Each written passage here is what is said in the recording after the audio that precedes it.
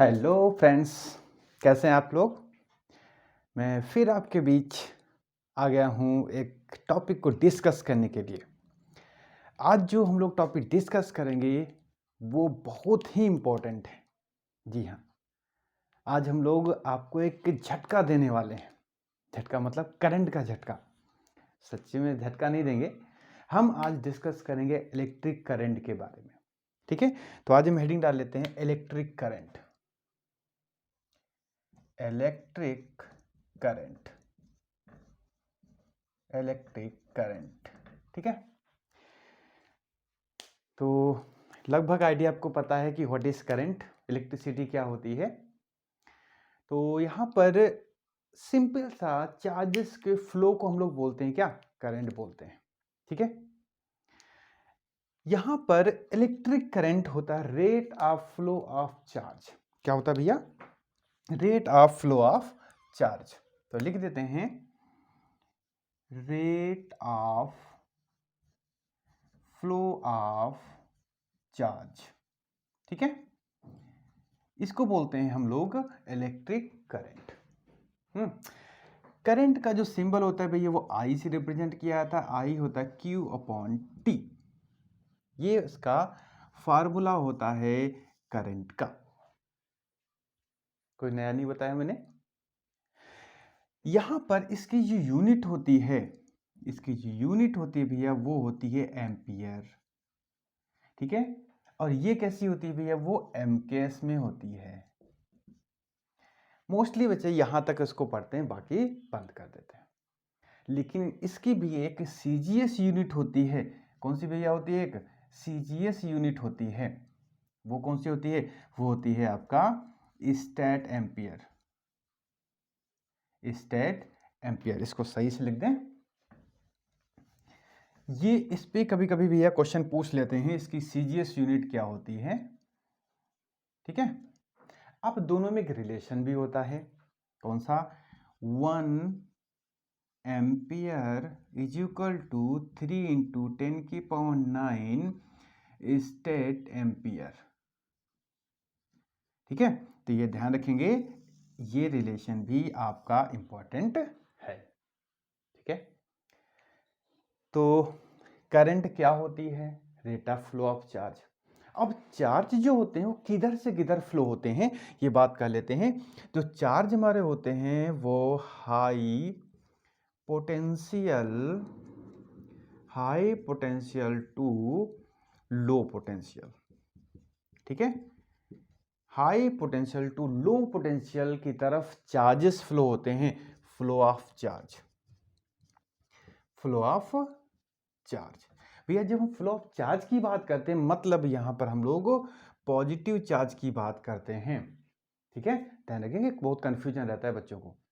तो यहां पर जब हम फ्लो ऑफ चार्ज की बात कर रहे हैं, मतलब पॉजिटिव चार्ज की बात कर रहे हैं। अगर हम निगेटिव चार्जेस की बात करें, फ्लो ऑफ निगेटिव चार्ज की बात करें, तो उसकी जो डायरेक्शन होगी वो होती भैया low potential to high potential. ठीक है, low potential to high potential की तरफ निगेटिव चार्जेस का फ्लो होता है। और आपको पता है कि जिस डायरेक्शन में पॉजिटिव चार्जेस फ्लो होते हैं उसी डायरेक्शन में करंट होती है, और जिस डायरेक्शन में निगेटिव चार्जेस फ्लो होते हैं उसके जस्ट अपोजिट में करंट फ्लो होती है। ठीक है, तो इसका मतलब हुआ कि अगर हम लिखना चाहें तो direction of current, direction of flow of current किधर होगी, वो भैया आपकी हाई टू लो होगी। ठीक है, ध्यान रखेंगे। तो जैसे हम क्या बनाते हैं सर्किट में, जैसे ये मेरा सर्किट बना है और ये पॉजिटिव ऐसे बनाते हैं। ठीक है, अब इलेक्ट्रॉन को हम लोग क्या दिखाते हैं, माइनस से निकलता है प्लस की तरफ, माइनस से इलेक्ट्रॉन निकला और प्लस की तरफ इलेक्ट्रॉन आ गया। ठीक है, ये तो इलेक्ट्रॉन की डायरेक्शन बना दी आपने। लेकिन करंट किधर से किधर फ्लो होगी, ये है इलेक्ट्रॉन की डायरेक्शन, इधर है ये भैया इलेक्ट्रॉन, इलेक्ट्रॉन इधर चलेगा, लेकिन करंट हमारी किधर से किधर चलेगी, ये हो जाएगी भैया आपकी करंट। ठीक है, मतलब और इधर ही आपका पॉजिटिव भी चलता है।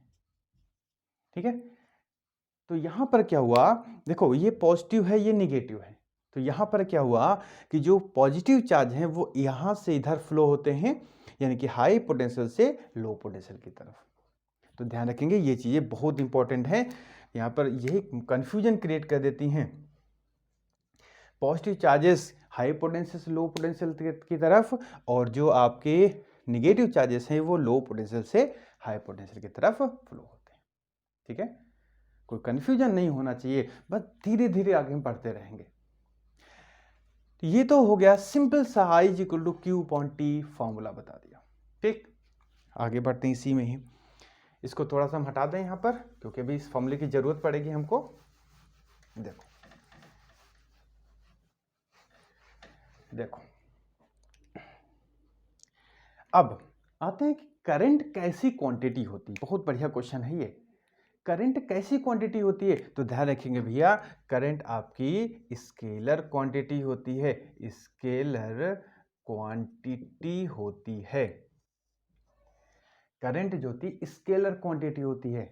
आप कहोगे साहब इसमें डायरेक्शन तो होती है, बिल्कुल भैया होती है, लेकिन जब आप एक पॉइंट पे आने वाली करंट को ऐड करते हो तो सिर्फ इसका डायरेक्ट हम एल्जेब्रिक सम निकालते हैं, इनके बीच में बनने वाले एंगल पे कोई भी फर्क नहीं पड़ता। ठीक है, करंट एक पॉइंट पे अगर निकालनी है तो नेट कितनी आ रही है उसको एल्जेब्रिक सम कर देते हैं, उस पे द्वारा निकाली जाती है। इनके बीच में एंगल कितना बन रहा है उससे कोई मतलब नहीं है। मतलब ये जो करंट है वो स्केलर रूल को, एक स्केलर के एडिशन रूल को फॉलो करती है, वेक्टर के एडिशन रूल को फॉलो करती ही नहीं है। इसीलिए जो करंट कैसी हो जाती है, एक स्केलर क्वांटिटी हो जाती है। समझ गए? तो ये हो गया भैया हमारा कि करंट कैसी क्वांटिटी है। अब उसके बाद हमको पता है कि हम इससे पहले एक बार फॉर्मूला बता चुके हैं कि Q इक्वल टू होता है NE। Q इक्वल टू होता है NE। E होता है आपका चार्ज, चाहे इलेक्ट्रॉन पे कह लो चाहे प्रोटॉन पे कह लो। ठीक है, तो हम Q की जगह हम Ne भी लिख सकते हैं। तो I equal to NE upon T, एक मेरा ये फॉर्मूला भी बन जाता है। ठीक है, अगर इलेक्ट्रॉन लेंगे तो यहाँ माइनस लग जाएगा, और अगर हम पॉजिटिव चार्ज लेंगे कोई दिक्कत नहीं है, जैसा भी क्वेश्चन में कहे। उसके बाद एक चीज और ध्यान देनी है कि इन सॉलिड, इन कंडक्टर जो हमको करंट मिलती है वो सिर्फ और सिर्फ only due to negative charge particle, negative charge particle. ये ध्यान देना है, जो कंडक्टर्स हैं हमारे मेटल्स हैं उनमें जो हमको करंट मिलती है सिर्फ और सिर्फ नेगेटिव चार्जेस की वजह से मिलती है। Positive charge do not move, positive charge do not move, ये ध्यान रखेंगे हमेशा। But in gas and in electrolyte, इनमें दोनों में जो करंट मिलती है वो due to positive ion and negative ion, इसमें दोनों में जो करंट मिलती है, गैसेस और इलेक्ट्रोलाइट में जो करंट मिलती है वो आपकी पॉजिटिव आयन और नेगेटिव आयन दोनों की वजह से मिलती है। लेकिन अगर हम कंडक्टर की बात करें तो इसमें जो करंट मिलेगी वो सिर्फ और सिर्फ माइनस चार्ज की वजह से मिलती है, पॉजिटिव चार्ज आपके मूव ही नहीं करते हैं। ठीक है, तो ये भैया कभी कभी यहां से भी क्वेश्चन बन जाते हैं। और थोड़ा आगे बढ़ते हैं। अब अगर आपसे हम कह दें कि क्यू चार्ज जो है वो एक सर्कुलर पाथ पे मूव कर रहा है, क्यू चार्ज जो है वो सर्कुलर पाथ पे मूव कर रहा है, इस तरीके से मूव कर रहा है, इसके रेडियस है स्मॉल r, और यहां पर क्यू चार्ज मूव कर रहा है। अब बताओ कितनी करंट फ्लो होगी, क्योंकि आपने बताया ना कि rate of flow of charge, charges का फ्लो अगर हो रहा है तो वहां पर करंट फ्लो होगी। तो बताओ कितनी करंट यहाँ पे होगी। आप कहोगे साहब पढ़ा तो हमने ये फॉर्मूला है, तो ये कैसे लगाएंगे हम। बिल्कुल लगाओगे, देखो जरा, हमको करंट निकालना है। I is equal to Q charge है अपॉन, यहाँ से घूमा फिर घूम के यहीं पे आ गया, तो टाइम क्या हो गया, ये टाइम पीरियड बन गया, तो ये हो गया T। इसको हम लिख सकते हैं Q इंटू एफ, क्योंकि 1/T फ्रिक्वेंसी हो जाती है। तो भैया फॉर्मूला क्या बन गया इसका, Q इंटू एफ। एक फॉर्मूला आपका ये बन गया, ध्यान रखेंगे ये वाला फॉर्मूला, ठीक है। हमको पता है V equal to R omega, as we know that, क्योंकि ये सर्कुलर पाथ पे चल रहा है, तो सर्कुलर पाथ पे भी क्या होगा, ओमेगा एंगुलर वेलोसिटी होगी, ठीक है। तो यहां पर v equal to R, omega को हमको पता है 2πf, तो f की वैल्यू यहां से निकाल लो, क्या आ जाएगा v अपॉन आर इंटू 2π, ठीक है। अब ये वैल्यू उठा के यहां पुट कर दो, तो क्या आ जाएगा, कहा जाएगा I is equal to Q into V upon R into 2π, ठीक है। तो इसको थोड़ा सही से लिख देते हैं, I is equal to Q V upon 2πr। तो ये भैया जो फॉर्मूला आपका बना, ये आपका करंट निकालने का फॉर्मूला। देखिए करंट निकालने का ये भी फॉर्मूला है और एक आपका ये भी फॉर्मूला आपके सामने आ जाता है, ठीक है। तो यहां पर देखो भैया, सिर्फ हमने करंट होती क्या है उसी को लेकर डिस्कस किया और इतना सारा तामझाम मैंने बता दिया। अब थोड़ा सा और हम लोग आगे बढ़ते हैं। अब हम लोग ये जानेंगे कि कंडक्टर में, भाई कंडक्टर में फ्री इलेक्ट्रॉन्स ज्यादा होते हैं, तो कंडक्टर में करंट फ्लो होती कैसे है ये हम जानेंगे जरा। अभी देखेंगे कैसे करंट फ्लो होती है, ठीक है। आप देखेंगे अब की बार कि पूरा कॉन्सेप्ट आपका पूरा क्लियर हो जाएगा, बस आप लोग हमारे साथ बने रहिए। तो यहां पर अब हम लोग डिस्कस करते हैं कि कंडक्टर में करंट कैसे फ्लो होती है। कभी आपने सोचा है कि मेरे पास वायर है, इसको जब मैं बोर्ड में लगा देता हूं करंट फ्लो होने स्टार्ट हो जाती है, और जब मैं उसमें से निकाल लेता हूं करंट नहीं फ्लो होती है। तो आखिर क्या ऐसा हो जाता है बोर्ड में लगाने पे कि वैसे वायर को बोर्ड में लगाते हैं तुरंत करंट फ्लो होना स्टार्ट हो जाती है। जरा सोच के देखिए क्या होता होगा ऐसा। जैसे ये मेरे पास वायर है, अभी भी भाई वायर है तो कंडक्टर होगा, इसके अंदर फ्री इलेक्ट्रॉन्स अभी भी हैं। तो आखिर जब हम इसको बोर्ड में लगा देते हैं, स्विच में लगा देते हैं, तो आखिर करंट क्यों फ्लो होने लगती है। आप सिंपल ऐसे रखा है तो ऐसे क्यों नहीं फ्लो होती है। तो यही जानेंगे हम लोग इस हेडिंग में। तो हेडिंग डाल देते हैं यहां पर, effect of electric field in conductor, in conductor. Conductor में इलेक्ट्रिक फील्ड का इफेक्ट जानेंगे क्या होता है। देखो कंडक्टर में फ्री इलेक्ट्रॉन्स ज्यादा होते हैं, आपको पता है।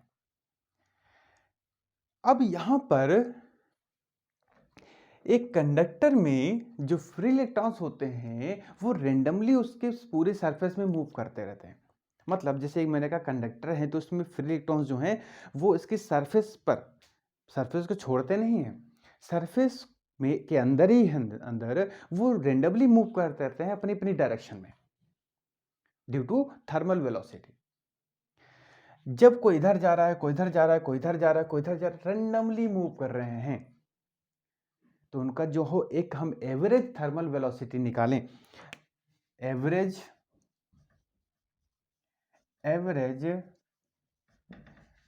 थर्मल वेलोसिटी जब निकालते हैं तो क्या आ जाता है, जीरो आ जाती है। जो एवरेज थर्मल वेलोसिटी है उनकी इलेक्ट्रॉन्स की, वो क्या आ जाती है, जीरो आ जाती है, ठीक है।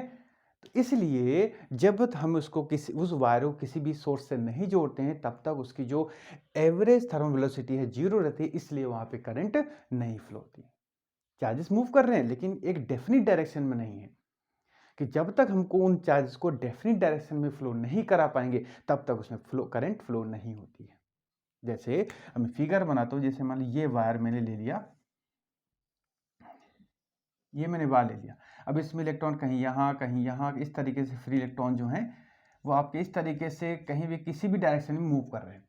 तो यहाँ पर अभी इसमें किसी भी टाइप के करंट फ्लो नहीं हो, लेकिन तो इसको बोलते हैं कि in the absence of electric field. इसको क्या बोलेंगे? In the absence of electric field, in the absence of electric field.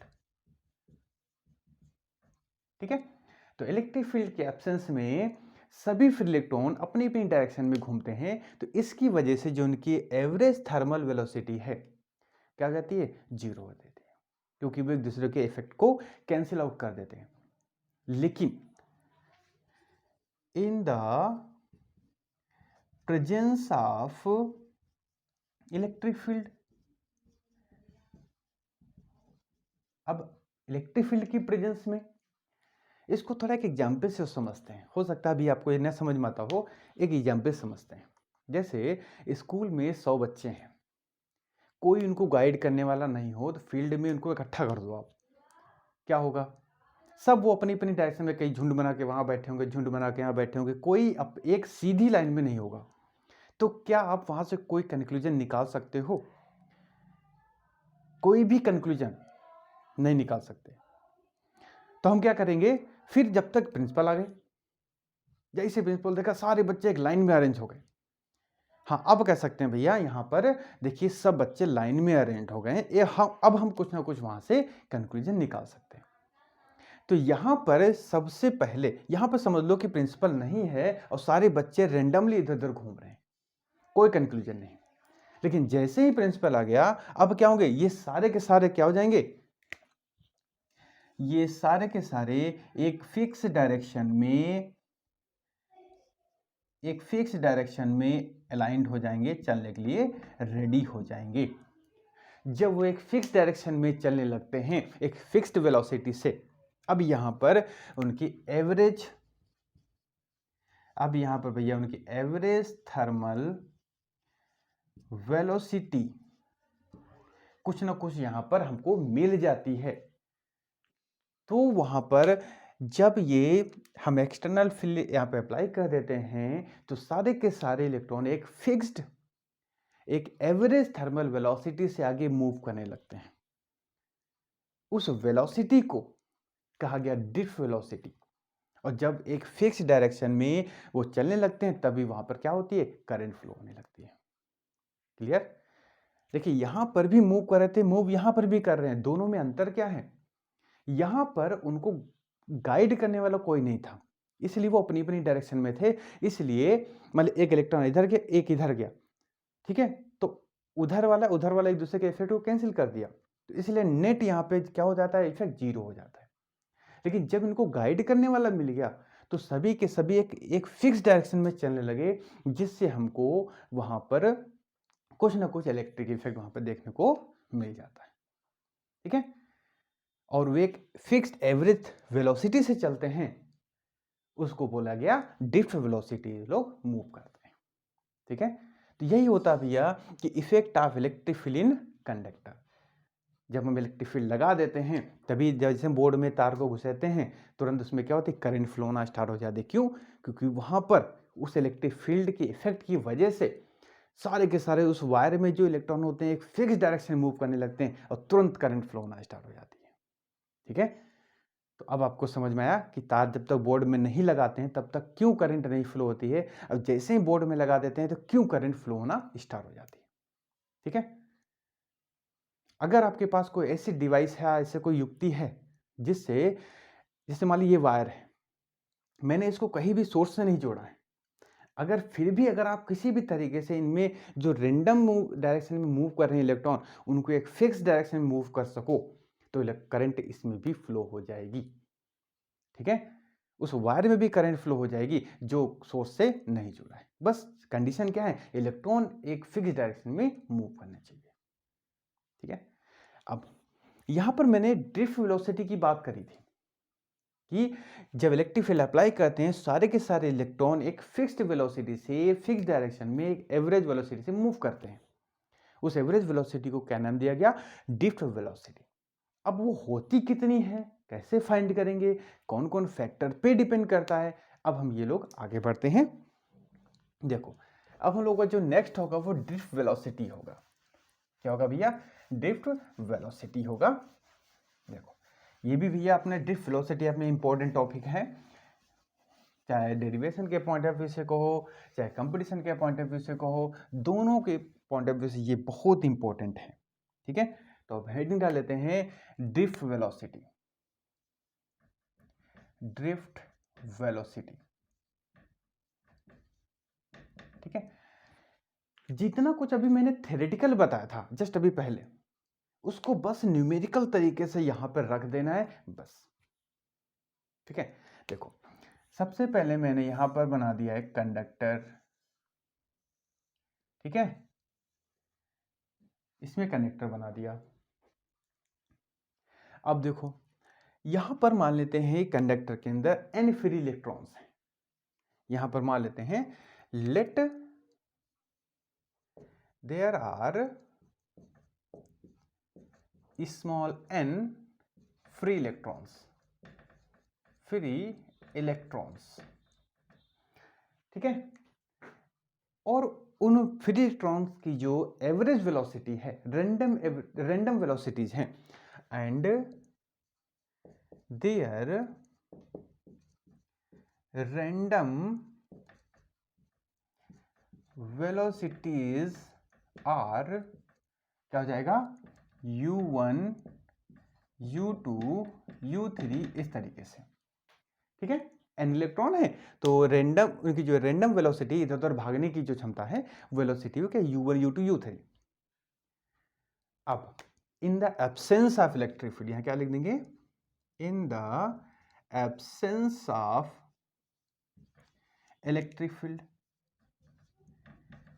अगर अब हम सबसे पहले केस लगाएं कि यहां पर कोई इलेक्ट्रिक फील्ड अप्लाई नहीं की गई है तो क्या होगा? इनकी जो एवरेज निकाल लो, एवरेज रैंडम थर्मल वेलोसिटी क्या होती है? 0 हो जाएगी। तो यहाँ पे लिख देंगे, तो ये पे हो जाएगा u1 plus u2 plus u3 plus dot dot dot upon n is equal to क्या हो जाएगा? 0। अभी मैंने पीछे पढ़ा ना, बस वो थ्योरेटिकल पढ़ा था, ये न्यूमेरिकल फॉर्म में हो गया। अब क्या होगा? ये तो हो गया इन द एब्सेंस। अब हम जरा प्रेजेंस भी तो देख लें, तो ये हो जाएगा in the presence of electric field. अब अगर हम इलेक्ट्रिक फील्ड की प्रेजेंस यहां लगा दें तो क्या होगा? हर इलेक्ट्रॉन यहां पर, हर एक फ्री इलेक्ट्रॉन क्या करेगा? एक फोर्स को फील करेगा, इलेक्ट्रिक फील्ड फोर्स को। तो अब यहां पर जरा अगर हम इसको किसी फील्ड से जोड़ देते हैं तो इलेक्ट्रिक फील्ड रीजन में कोई चार्ज रखा है तो उस पर एक फोर्स वर्क करता है। कौन सा? As we know that F is equal formula क्या लगता है? QE। ठीक है, यहाँ पे इलेक्ट्रॉन की बात कर रहे हैं तो भैया यहाँ पर क्या हो जाएगा? माइनस E इंटू ई।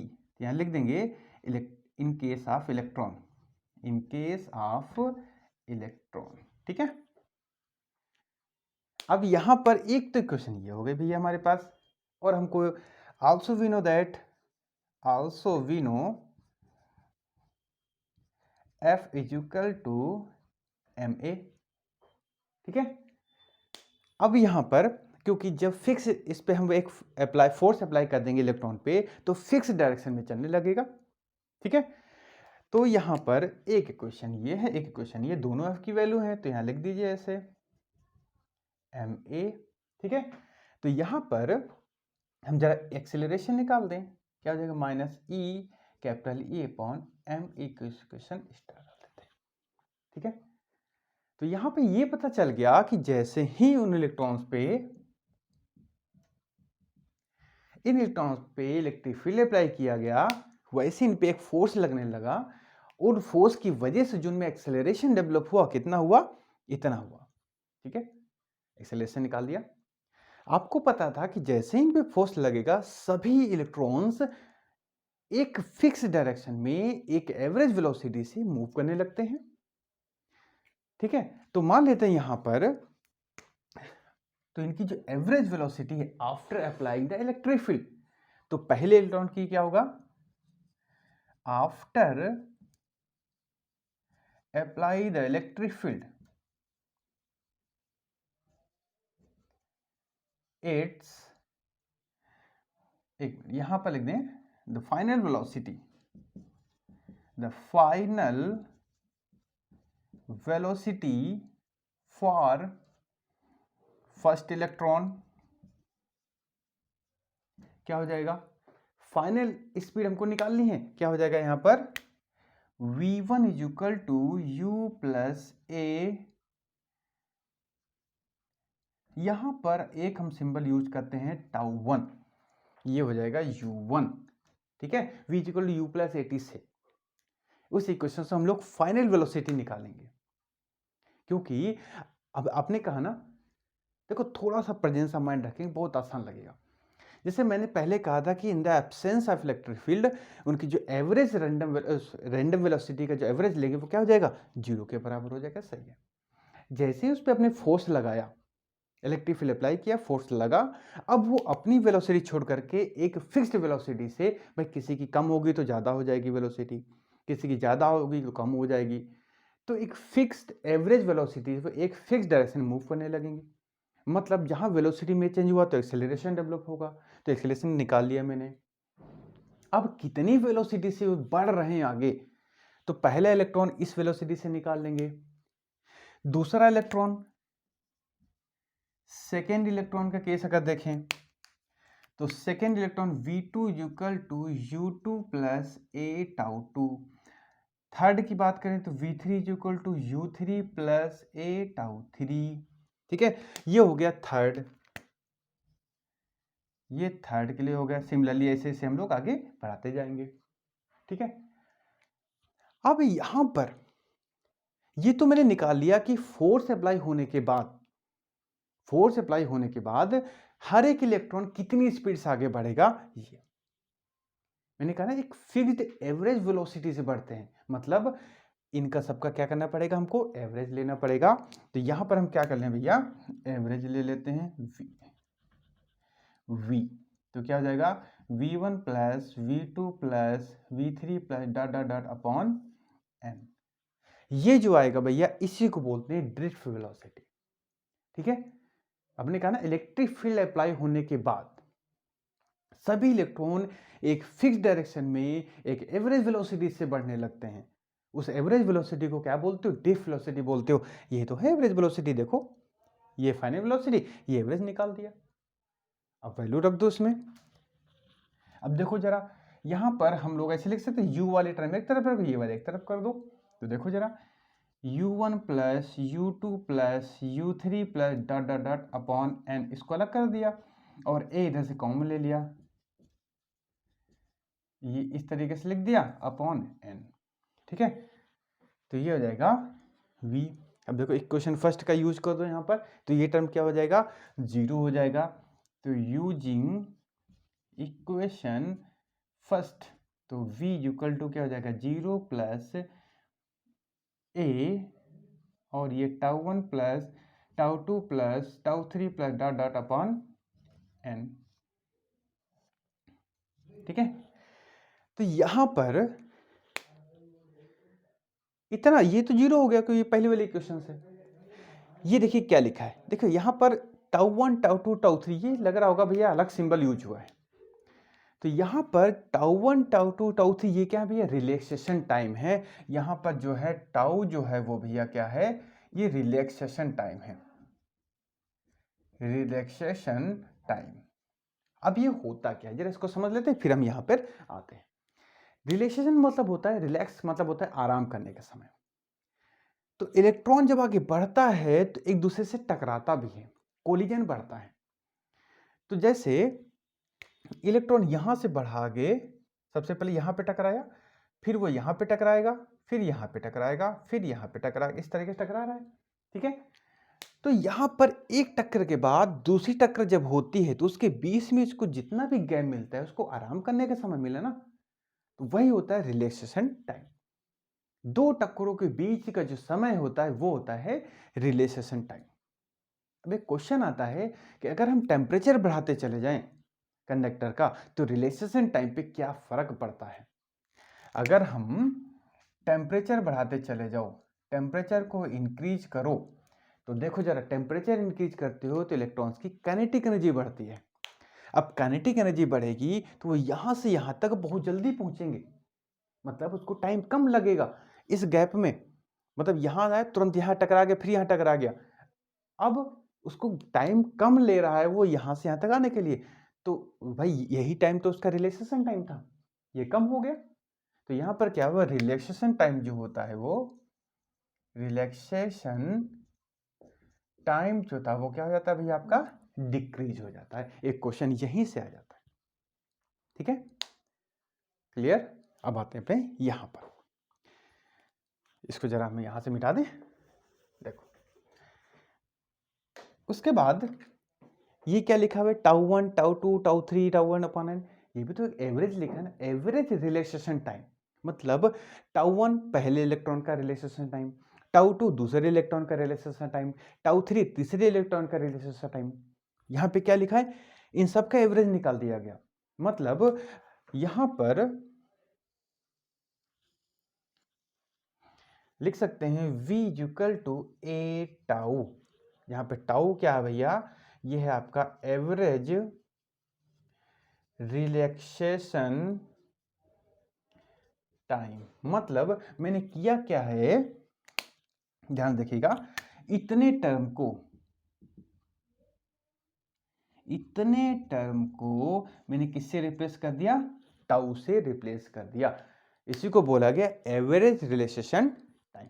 बस अब ए की वैल्यू ये देखो, तो यहां पे लिख देंगे using equation star, using equation star value put कर दो। तो v इक्वल टू क्या आ गया, minus E capital E tau upon M. तो भैया ये आ गया आपका एवरेज, सॉरी ये आ गया आपका रिलेशेशन ओ डिफ वेलोसिटी का formula, v equal to minus small E capital E tau upon M. ठीक है, देखा भैया यहां पर कुछ भी कठिन नहीं है, बस आपको बस दो कॉन्सेप्ट ध्यान रखने हैं कि in the absence of electric field जो उनकी एवरेज वेलोसिटी है वो क्या हो जाती है, जीरो हो जाती है, क्योंकि वो रैंडम रहती हैं, अपने अपने डायरेक्शन में रहती हैं। जब हम प्रेजेंस कर देते हैं तो क्या हुआ कि सारे के सारे इलेक्ट्रॉन एक फिक्स डायरेक्शन में फिक्स्ड वेलोसिटी से मूव करने लगे। तो जिसकी ज्यादा होगी वो कम हो जाएगी, जब कम होगी ज्यादा हो जाएगी, तभी तो एवरेज पहुंचेगा। तो जब वेलोसिटी में कम ज्यादा हुआ तो तुरंत एक्सेलरेशन डेवलप हो जाएगा, तुरंत हमने यहां से एक्सेलरेशन निकाल दिया। अब कितनी वेलोसिटी से हर एक इलेक्ट्रॉन चल रहा है तभी तो एवरेज निकालेंगे, तो मैंने ये निकाल दिया। अब जो मैंने कहा था कि इलेक्ट्रिक फील्ड अप्लाई करने के बाद सारे इलेक्ट्रॉन एक एवरेज रैंडम वेलोसिटी से मूव करते हैं, तो मैंने इनका क्या निकाल दिया, एवरेज निकाल दिया। बस तुरंत एवरेज निकाला, यहां पे आ गया, देखा v equal to minus small E capital E tau upon M. ये फॉर्मूला हमारे पास आ जाता है, इसी को ड्रिफ्ट वेलोसिटी का फॉर्मूला बोलते हैं। और ये इंपॉर्टेंट है भैया, ये टॉपिक आपका इंपॉर्टेंट है। ठीक है, तो यहां से आप देख रहे हो कि यहां से जो पैरामीटर्स हैं, ठीक है, देखिए फॉर्मूले को याद करना बहुत इंपॉर्टेंट है, उससे ज्यादा इंपॉर्टेंट है उसको समझना कि हर एक पैरामीटर को अगर वेरी कराते तो क्या फर्क पड़ता है। ठीक है, तो यहां पे क्या v equal to minus E capital E tau upon M, तो इनकी रिलैक्सेशन टाइम अगर बढ़ता है तो v डायरेक्टली प्रोपोर्शनल इसके है भैया, v क्या है, डायरेक्टली प्रोपोर्शनल है। तो यहां पर एक क्वांटिटी डायरेक्टली में क्या होता है, एक बढ़ता है तो दूसरा भी अपने आप बढ़ता है। ठीक है, तो यहां पर भैया इस तरीके से हम इसका आसानी से डेरिवेशन भी कर लेते हैं। तो आज की वीडियो में हम लोग इतना ही रखते हैं। तो उम्मीद करते हैं ये वीडियो आपको अच्छा लगेगा, और अगर अच्छा लग रहा है तो उसको लाइक और शेयर सब्सक्राइब करते रहिए, जिससे हमारी भी जो आपके पास कंटेंट हम अच्छा ला रहे हैं उसको हम और अच्छे से लाने की कोशिश करेंगे। तो इसी के साथ ही भैया हम लोग जितने लोग हमारे चैनल पर नए जुड़ रहे हैं तो उनसे सबसे रिक्वेस्ट है कि वो चैनल को सब्सक्राइब कर लीजिए, जिससे कि जो मैं वीडियो अपलोड करता हूँ बिना कोई देरी के जस्ट तुरंत आपके मोबाइल पे नोटिफिकेशन आ जाए और आपका एक भी टॉपिक रिवीजन के तौर पे छूटे ना। ठीक है, तो इसी के साथ ही भैया फिर मिलेंगे अपने अगले टॉपिक में। अगला टॉपिक हमारा होगा मोस्ट इंपॉर्टेंट, करंट और डिप वेलोसिटी में क्या रिलेशन है। और यकीन मानिए मैं सिर्फ 3 लाइनें लिखूंगा, उसमें 3 लाइनों में आंसर आएगा। मैं बहुत बड़ा डेरिवेशन नहीं करता हूं, मैं जिस तरीके से आपको इजीली समझ में आएगा वही करूंगा। ठीक है, तो फिर भैया इसी साथ मिलते हैं नेक्स्ट वीडियो में। तब तक के लिए आप लोग अपना ख्याल रखिए, अपना तैयारी अच्छे से करिए। Take care and bye bye.